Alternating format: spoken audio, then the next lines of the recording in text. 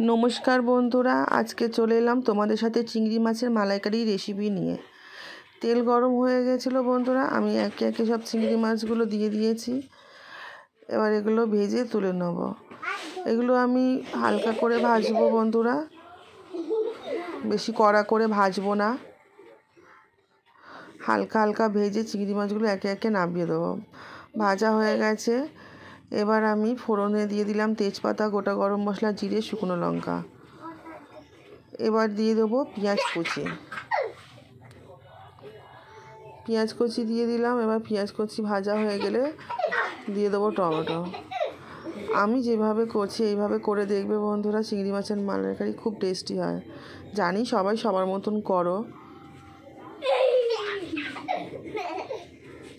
টমেটম দিয়ে দিয়েছি। টমেটমটা ভাজা হয়ে গেলে একে একে সব মশলা আমি দিয়ে দেবো। এখানে আদা দিয়ে দিলাম, রসুন দিয়ে দিলাম, আদা রসুন পেস্ট দিয়ে দিলাম। দিয়ে এবার কিছুক্ষণ নেড়ে এবার বাকি গুঁড়ো মশলাগুলো একে একে দেব। জিরে, হলুদ, ধনে, কাশ্মীরি লঙ্কা গুঁড়ো দেওয়া হলে আমি ভালো করে কষে নেব। আমি এখন একটু অল্প জল দিলাম, কিন্তু বাকিটা আমি পুরো দুধ দিয়ে করব বন্ধুরা, আর জল দেব না। আর এখানে আমি বলে রাখি, আমুল স্প্রে দুধ ব্যবহার করব। পরিমাণ মতো লবণ দিয়ে দিলাম। নারকেল তো সব সময় পাওয়া যায় না বন্ধুরা, তাই আমুল স্প্রে দুধ দিয়ে বানাবো। পরিমাণ মতন লঙ্কা দিলাম। ঝাল যে যার মতন দিও তোমরা। একবার এইভাবে করে দেখবে বন্ধুরা, খুব টেস্টি হয়। দুধ দিয়ে কষাবো। এটা আমি আমুল স্প্রে দুধ দিয়ে বানাচ্ছি, তোমরা করে দেবে বন্ধুরা, খুব টেস্টি হয়। আর পুরো ভিডিওটা দেখতে থাকো।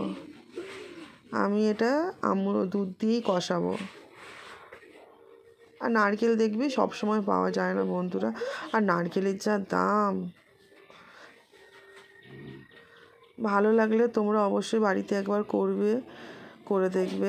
আমার কিছুক্ষণ কষিয়ে নেওয়ার পর আমি চিংড়ি মাছটা দিয়ে দিলাম। চিংড়ি মাছটা দিয়ে কিছুক্ষণ কষাবো। ভালো লাগলে লাইক, কমেন্ট, শেয়ার করো প্লিজ। দুধ দিয়ে কষানো হয়ে গেলে লাস্টে আমি পুরো দুধটাই দিয়ে দেবো। এই যে কষানো হয়ে গেছে বন্ধুরা, তেল ছেড়ে দিয়েছে। এবার আমি বাকি দুধটা দিয়ে দেবো। কিছুক্ষণ ফুটে উঠলে হয়ে যাবে, বেশিক্ষণ সময় লাগবে না।